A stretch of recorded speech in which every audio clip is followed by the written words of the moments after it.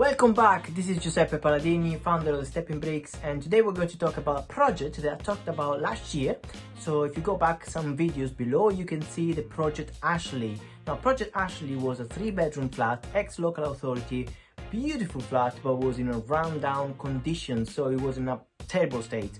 Now I had a lot of headache to think how I could refurb this project, but the good news was that the purchase price was £84,000, the home report value was 90k. Now for a 3-bedroom flat, 90k of value and paying £84,000 during pandemic, I think that was a very good deal. Now of course you don't know if it's a good deal until you see the numbers, so we run the numbers and I'm going to show you the numbers right now. So what we've done with this flat, as you can see from the video, we changed everything. We changed the kitchen, we changed the bathroom, the flooring, the rewiring, we changed the complete setup of the shed. The shed is a summer house with a playroom, so you have a bar and you have a pool table.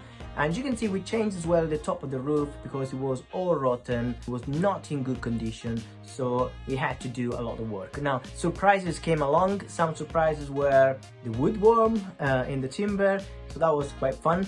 Not really, but yeah, it was fun to know all the surprises that came along. But again, as a property investor, you're doing lots of refurbs, you have to account for surprises, as I call them. The woodworm, of course, we had to treat all the joists and the timbers. We changed some of them where it was mostly affected, but all in all, you know, it was done. It was a problem, you need to find a solution. The important part is that you always think there is a solution for every problem rather than the other way around. There is a problem for every solution. So another surprise that we found was the dump. Now the dump issue, we kind of knew it was dumped behind the kitchen. However, we didn't know how extended it was. So when we removed the kitchen, when we removed the bathroom, we found out the whole wall was affected by damp. Now we instructed damp specialists to treat the damp completely.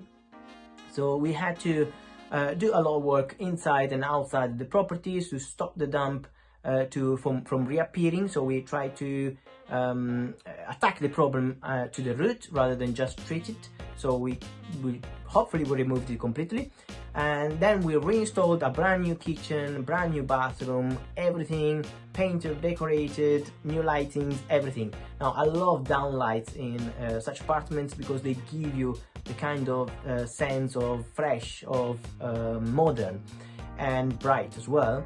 And the shed, I think, was the major selling point from a tenant point of view. Now we knew that we wanted to recycle all the money. We bought this one with bridging money, so £84,000 was the purchase price. The home report value was 90k, so we had a little bit of discount there, £6,000 of discount in the purchasing moment. And then the refurb cost, I've accounted more or less for about 15k, but in reality with the surprises we went a bit over budget. So we spent around 20k. When we finished the refurb, the rent was £950 per month. Now it's a great rent for a 3-bedroom flat, even if it's ex-local authority. I mean, who cares? You have a private garden, you have a private parking space, you know, there's a beautiful summer house with a playroom inside. So of course it was a big selling point from the tenant perspective.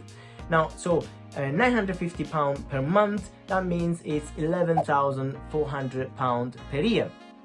This is the gross income. Of course, the bridging was quite expensive, so after 6 months we had to refinance and to put on normal mortgage. So we applied for lending, we did a new valuation with the new value of the property after refurb, and we were hoping for around 110, 120 with a 15k refurb. However, what we got with a 20k refurb, we got a valuation of £130,000. Of course, that means all the deposit back and some extra from the refurb. We left some money in because, of course, the refurb was quite massive, extensive. But that doesn't bother me because, of course, with the rental income, you're going to recover that refurb, and then, you know, it's going to be a no money left in deal forever. So all in all, this project was a great project. Again, it was a lot of headache, but that doesn't mean that you don't have to tackle these kind of projects if you know what you're doing, if you have a good team in place, because it's important that when you have problems, your team understands you and how you work, so your policy when you work on these refurb projects, and they present you the solution straight away. Because of course, when there were problems, imagine where I was in Italy, I was on holiday, and I wasn't supervising the project at all, and I was trusting the tradesmen. They were doing a good job. Of course, I was in constant communication with them, I was always video calling, but I was away, so I was out of the country. So for me, it was a big test to see if I was actually working on the business or in the business. That's a massive difference, guys, okay?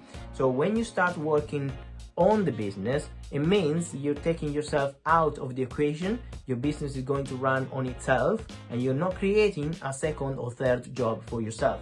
Now, if we're doing property, if you are doing property, I guess the main purpose of doing property is not to create another job, but to get out of your current job, or to work less, or to work at your own terms. So in this case, this was a test for me. So we managed to pass the test. We took a little bit longer because of the issues, but all in all, it was a great project, great rental income, great refurb, and also a great refinancing figure. So hope you enjoyed this video. Again, subscribe if you want to receive more of these notifications of these videos. We have currently 3 refurb projects going on, so we're going to post more and more and more. Below in the description there is email address, there is phone number, so feel free to contact us. I'll be responding personally, and I'll be responding personally as well on the comments. Subscribe, like, and see you in the next video. Bye bye for now.